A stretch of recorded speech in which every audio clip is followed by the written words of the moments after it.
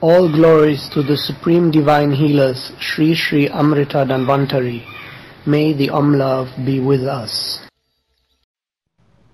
Namaste, a heartfelt welcome from the core of my existence to the core of your existence. So, what is 108 lSa? The translation is 108 Loving Self-Alignment. 108 in summary can be said to mean integral, encompassing all aspects of existence in their entirety, and especially the relation of the individual to the Supreme Eternal. Then the next question is, what do we mean by loving self-alignment?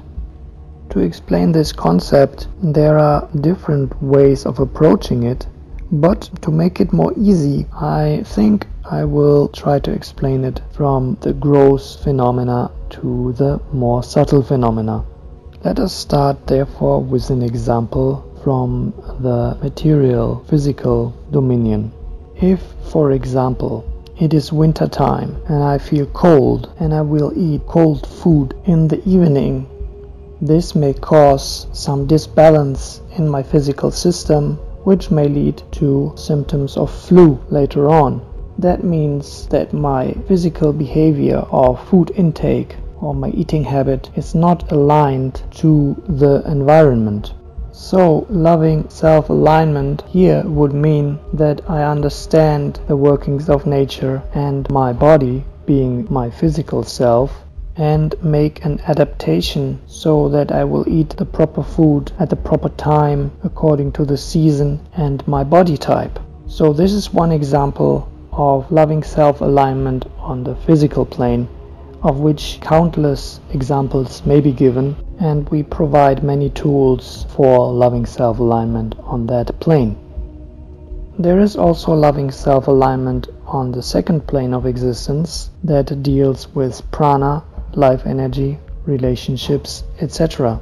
For example, if I feel a disharmony in any type of relation, let's say at work with my colleagues or with my boss, then it is very easy to complain about the other people, and there may be good reason for that. Still, the fact remains that I may be in disharmony with the situation.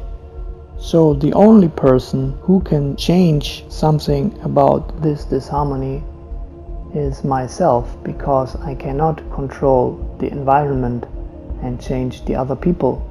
It is already difficult enough to change my own behavior, my own understanding, my own self-conception, my own attitude, if you will. So all these things belong to the self-alignment concerning relationships and life energy. There are many tools, many modalities and aspects to this on the second plane of existence, which also relates to the second chakra. So this brings us to the third level of loving self-alignment. We may call this the plane of intelligence, or in other words, the plans that are made in our mental system, the laws that we follow, what we perceive as order, how we evaluate our sense perceptions, and many more aspects. One example may be that I am occupied with duties that are not fulfilling to me, because they may not be according to my possibilities or my acquired nature, called svabhav. So, one example of loving self-alignment in the third plane would be to find out what is actually my temporary nature, what are my qualifications, and what is my level of consciousness, and therefore what should be my most dutiful and fulfilling occupation or purpose. Again, on this level there are many aspects, many modalities, tools for loving self-alignment that we provide. I hope this helps and is clear enough. If not, you are most welcome to ask any questions. Hare Krishna.